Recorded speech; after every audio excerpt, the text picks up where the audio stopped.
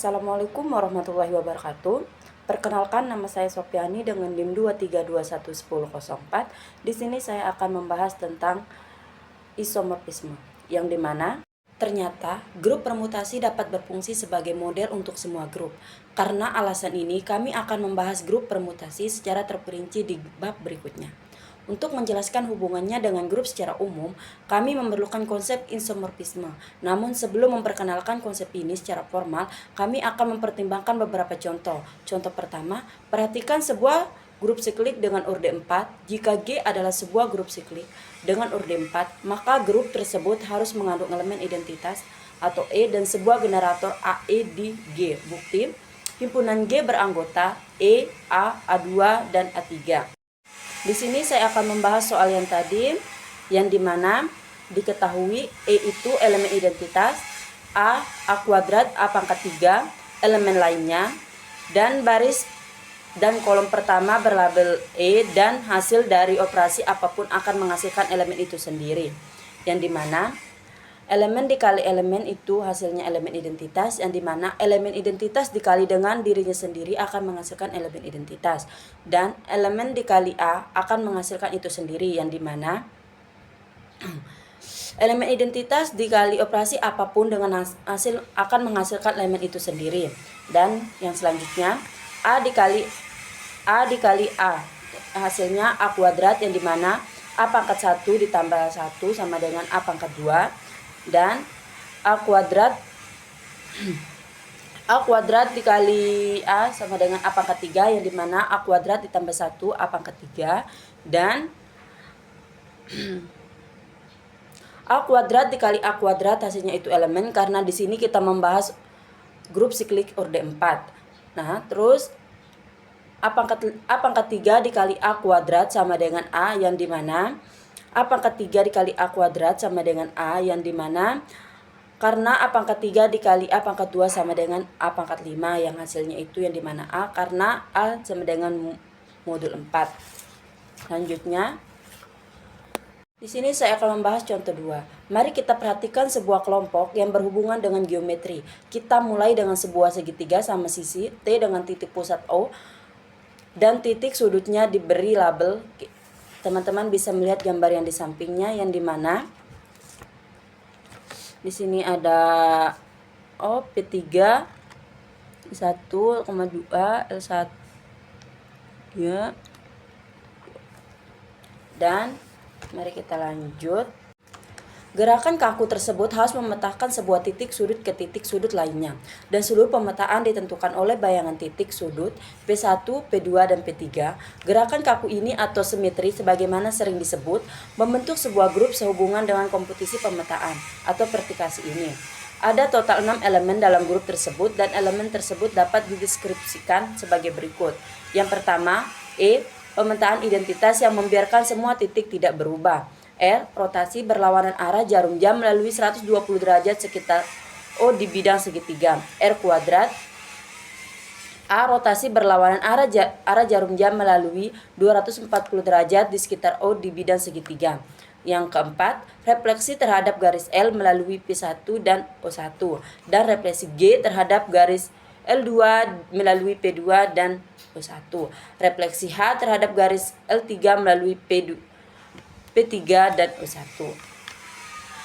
Nah, kami mempunyai grup himpunan G beranggota E, R, H, G, F, dan G memiliki tabel perkalian yang ditunjukkan pada gambar di bawah ini, yang dimana E itu identitas rotasi 0 derajat, R rotasi 120 derajat, R kuadrat rotasi 240 derajat. Adapun refleksinya H, G, F masing-masing adalah refleksi terhadap salah satu suatu simetri segitiga. R dikali elemen sama dengan R dikali R sama dengan R kuadrat, R dikali R kuadrat sama dengan E, R dikali H sama dengan G, R dikali G sama dengan F, R kuadrat dikali elemen sama dengan R kuadrat dikali R sama dengan E, R kuadrat dikali R kuadrat sama dengan R kuadrat dikali H sama dengan F, R kuadrat dikali G sama dengan H dikali E sama dengan H, A dikali R sama dengan F, H dikali R kuadrat sama dengan G, H dikali H sama dengan elemen, H dikali G sama dengan R kuadrat, G dikali elemen sama dengan G dikali R sama dengan H, G dikali R kuadrat sama dengan F, G dikali H sama dengan R, G dikali G sama dengan elemen, dan F dikali E sama dengan F, F dikali R sama dengan G, F dikali R kuadrat sama dengan H, F dikali H sama dengan R kuadrat, F dikali G sama dengan R. Nah, yang saya baca tadi di kolom, yang dimana elemen identitas itu orde pertama, R kuadrat, elemen rotasi orde 3, membentuk subgrup siklik beranggota E, R kuadrat, H, G, F, elemen refleksi orde 2, masing-masing inoflatif, yang dimana subgrup rotasi elemen R kuadrat dengan R pangkat 3 sama dengan elemen refleksi H kuadrat sama dengan G kuadrat sama dengan F kuadrat sama dengan elemen, dan komposisi yang dimana rotasi dikali refleksi sama dengan refleksi baru, refleksi dikali refleksi sama dengan rotasi. Dan di sini adalah grup integral D3 yang sama dengan contoh sebelumnya tetapi menggunakan notasi yang berbeda. Himpunan G beranggota E, R kuadrat, H, G, F. Baik, di sini saya akan membahas tentang penjelasan di mana detail elemen F, G, dan H.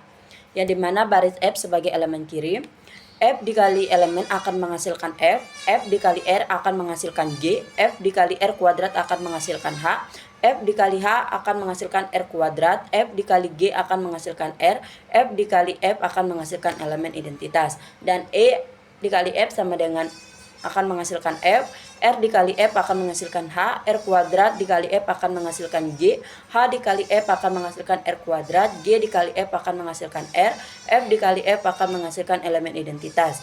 Baris G sebagai elemen kiri, G dikali E sama dengan G dikali R akan menghasilkan H, G dikali R kuadrat akan menghasilkan F, G dikali H akan menghasilkan R kuadrat, G dikali G akan menghasilkan elemen, G dikali F akan menghasilkan R.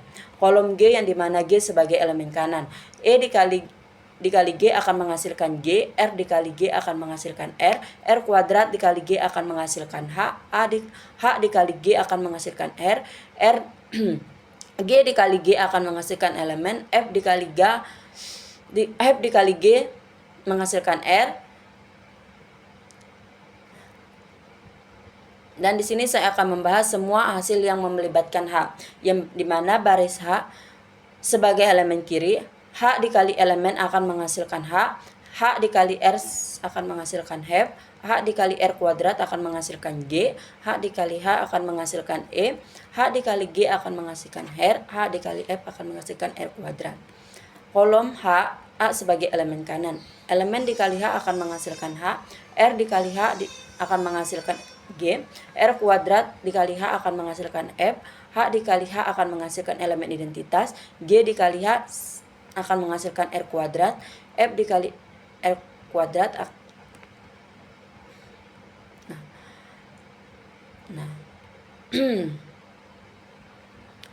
yang dimana kita akan menjelaskan yang F dikali F itu akan menghasilkan elemen identitas karena ini menunjukkan bahwa elemen adalah elemen inoflatif atau step inverse. Artinya F kuadrat sama dengan elemen sehingga orde dari F adalah 2. Dalam geometri ini menunjukkan F kemungkinan adalah refleksi atau melakukan refleksi 2 kali kembali ke posisi semula. Dan F dikali H yang menghasilkan R kuadrat ini adalah komposisi 2 elemen yang berbeda, F dan H. Keduanya adalah elemen orde 2 atau refleksi. Komposisi 2 refleksi yang berbeda akan menghasilkan rotasi R kuadrat. Ini adalah sifat khas grup dihedral, refleksi dikali refleksi sama dengan rotasi. Dan G dikali G sama dengan elemen identitas, dan H dikali elemen identitas itu sama seperti F dikali F, yang dimana G dan H juga adalah elemen inoflatif dengan orde 2, menunjukkan G dan H juga kemungkinan adalah refleksi. Nah, yang dimana F kuadrat sama dengan G kuadrat sama dengan H kuadrat itu elemen, semuanya adalah elemen refleksi. Yang dimana F dikali H itu R kuadrat atau rotasi, F dikali G sama dengan R atau rotasi, G dikali H sama dengan R kuadrat atau rotasi, H dikali F sama dengan R kuadrat atau rotasi, G dikali F sama dengan R atau rotasi, H dikali G sama dengan R atau rotasi. Nah, adapun kesimpulannya yaitu F, G, dan H adalah 3 refleksi dalam bentuk grup mineral D3 dan komposisi dari 2 refleksi yang berbeda, selalu menghasilkan rotasi. Baik, di sini saya akan membahas definisi 3.25, isomorfisme dan automorfisme. Misalkan G adalah suatu grup terhadap bintang dan misalkan G aksen adalah suatu grup terhadap bintang A pemetaan himpunan kosong G. Jika G aksen adalah suatu isomorfisme dari G ke G aksen jika himpunan kosong adalah korespondensi satu-satu dari G ke G aksen dan himpunan kosong X bintang Y sama dengan himpunan kosong X bintang himpunan kosong Y untuk semua X dan Y di G. Jika isomorfisme dari G ke G aksen ada, kita katakan bahwa G isomorfik terhadap G aksen dan kita gunakan notasi G. G aksen sebagai singkatan untuk frasa ini. Isomorfisme dari grup G ke G itu sendiri disebut automorfisme dari G. Penggunaan bintang dalam definisi 3.25 dimaksudkan untuk menekankan fakta bahwa operasi grup mungkin berbeda. Sekarang setelah poin ini dibuat, kita kembali ke konvensi kita tentang menggunakan notasi perkalian untuk operasi grup. Suatu isomorfisme dikatakan mempertahankan operasi karena kondisi dua definisi 3.25 mengharuskan hasilnya sama jika operasi grup dilakukan sebelum dan sesudah pemetaan. Dan di sini teman-teman bisa melihat notasi dalam definisi 3.25 tidak disandarkan notasi sama dengan digunakan untuk tujuan yang dalam beberapa teks lainnya. Karena isomorfisme mempertahankan operasi grup antara dua grup, tidak mengherankan bahwa elemen identitas selalu berkorespondensi di bawah isomorfisme dan bahwa inverse selalu dipetakan ke inverse. Hasilnya dinyatakan lebih tepat dengan teorema berikutnya. Misalkan himpunan kosong adalah isomorfisme dari grup ke grup G aksen jika elemen identitas menyatakan identitas di G dan elemen menyatakan identitas di G, maka himpunan kosong E sama dengan E dan himpunan kosong X pangkat 1, himpunan kosong X pangkat 1 untuk semua X di G. P jika Q bukti kita punya E dikali E sama dengan E, himpunan kosong E dikali E sama dengan himpunan kosong E. Himpunan kosong E dikali himpunan kosong E akan menghasilkan himpunan kosong E. Himpunan kosong E dikali himpunan kosong E sama dengan himpunan kosong E dikali E, karena himpunan kosong merupakan isomorfisme karena himpunan kosong E sama dengan E, karena E merupakan identitas berdasarkan teorema 3. P dan Q dengan R untuk setiap X di G. Misalkan X dikali elemen X inverse sama dengan E, himpunan kosong X dikali X inverse sama dengan himpunan kosong X dikali X inverse sama dengan E menurut bagian A. Himpunan kosong X dikali himpunan kosong X inverse sama dengan elemen.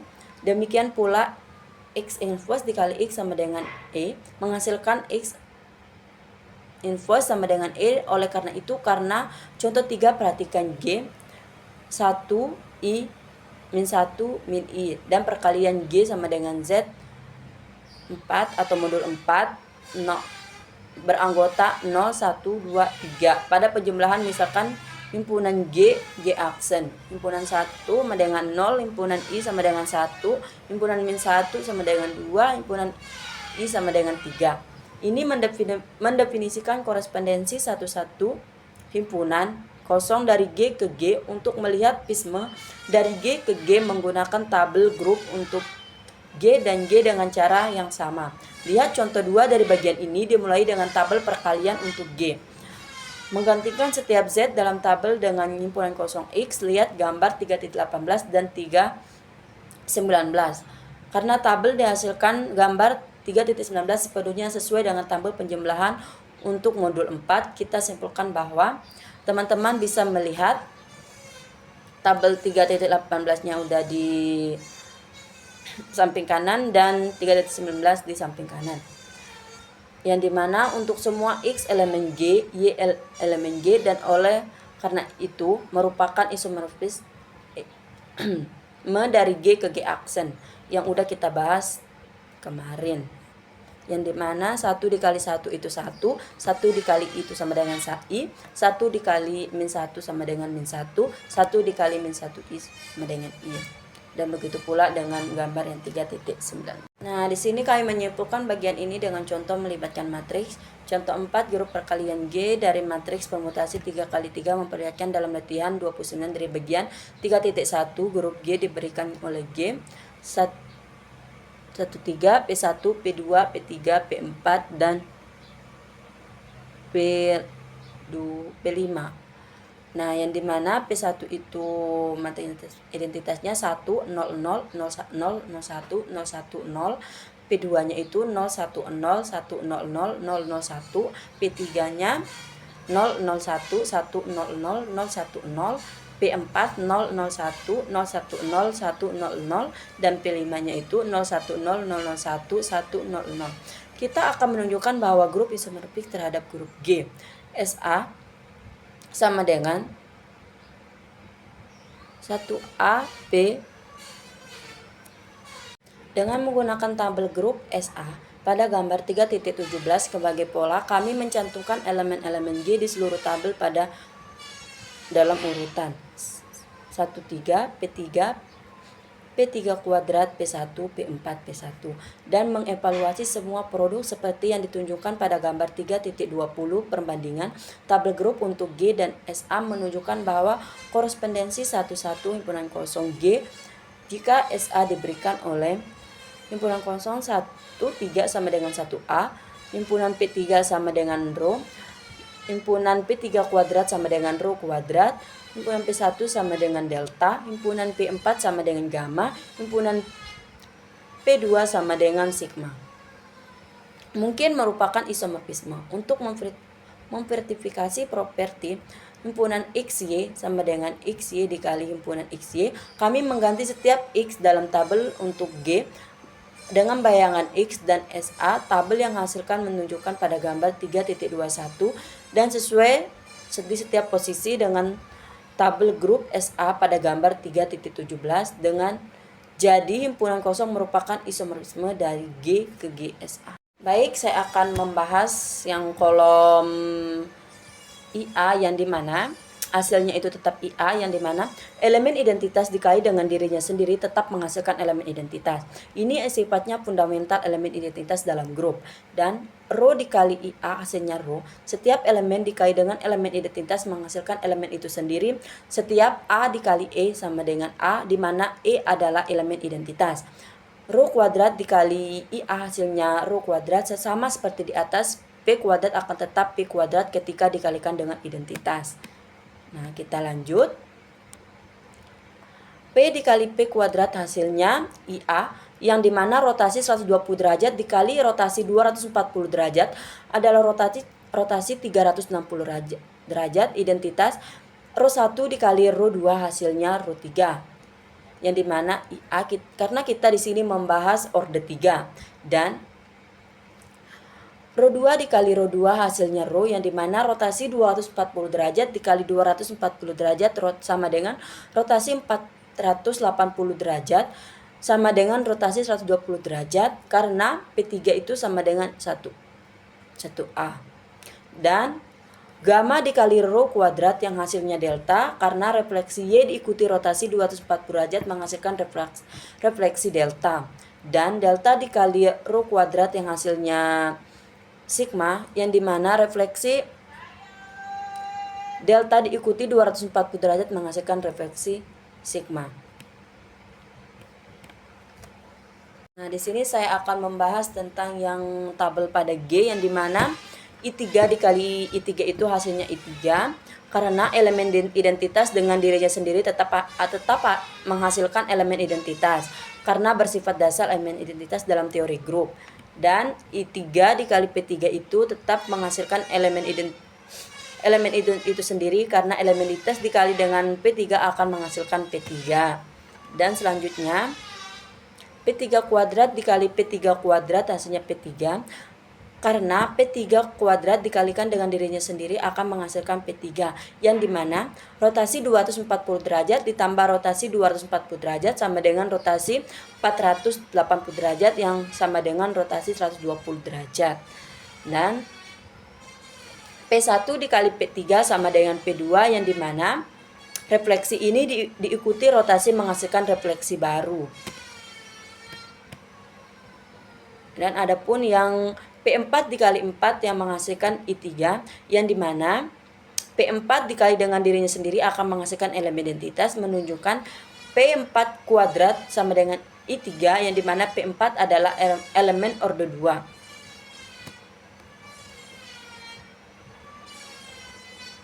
Nah, yang mana yang harus kita ketahui itu adapun segrup rotasi yang dimana I3, P3, P3 kuadrat itu membentuk grup siklik orde 3.